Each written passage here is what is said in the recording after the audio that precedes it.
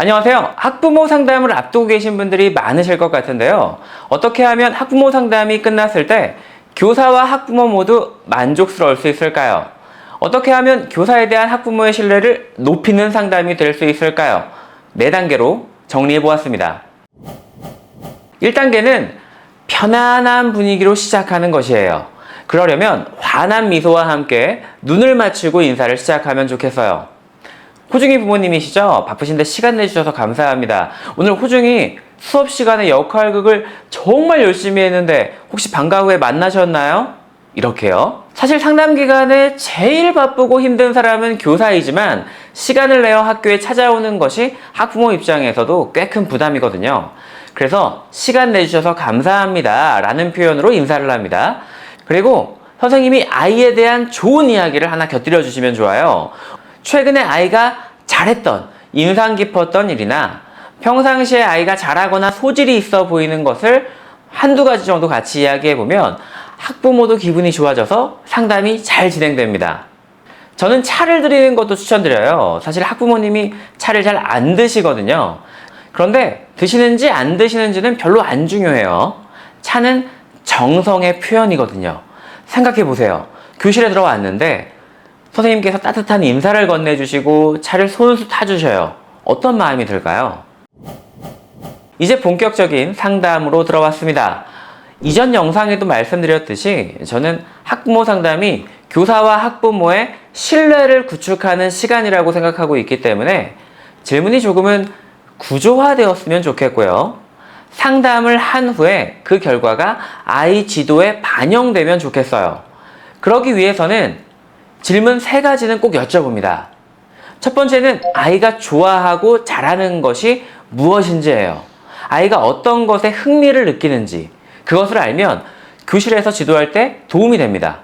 특히 생활지도가 어려운 학생의 경우라면 아이가 흥미를 느끼는 방식을 수업에 활용하면 조금 더 적극적으로 참여하게 되거든요. 또 상담의 초반에는 아이가 잘하고 있는 점이나 발전하고 있는 부분에 대해서 이야기를 해야 뒤에서 안 좋은 이야기가 나오더라도 학부모 입장에서 받아들이기 쉬워집니다. 부모님이 말씀하실 때 선생님도 아이가 잘하는 부분을 찾아서 같이 이야기해 주시면 학부모 입장에서도 선생님이 우리 아이에게 관심을 가지고 긍정적인 눈으로 바라봐주고 계시는구나 라는 생각이 들 거예요. 두 번째로 아이가 어려워하거나 힘들어하는 것이 있는지 여쭤봅니다. 작년까지 친구 관계나 가정생활에서 어려움이 있었는지 또 새로운 친구들을 만나 생활하면서 집에서 어떻게 이야기하고 있는지 여쭤봅니다. 그리고 학습적으로도 어떤 면이 부족하다고 생각하는지 여쭤봅니다.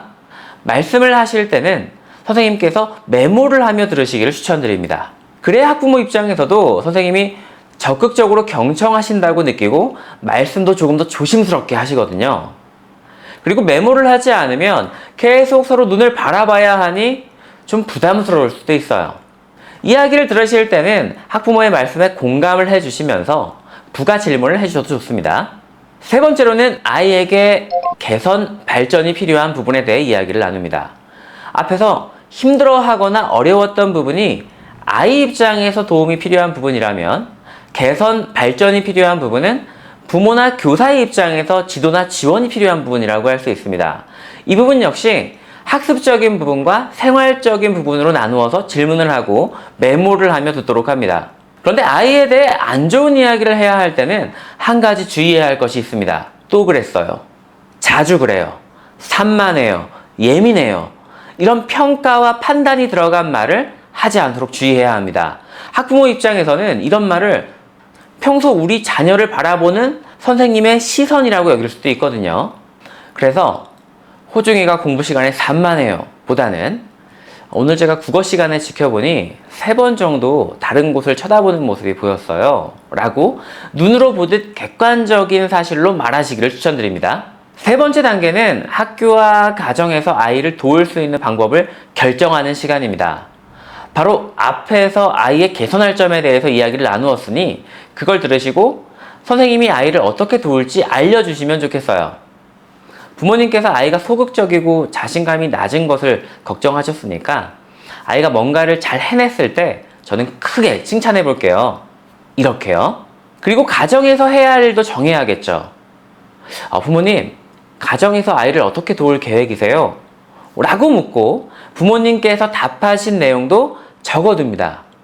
만일 부모님께서 고민하신다면 선생님께서 바라시는 내용을 슬쩍 제안해 보시는 것도 좋아요. 부모님 이렇게 해보시는 건 어떠신가요? 라고 말이죠. 이제 마지막 네 번째 단계입니다.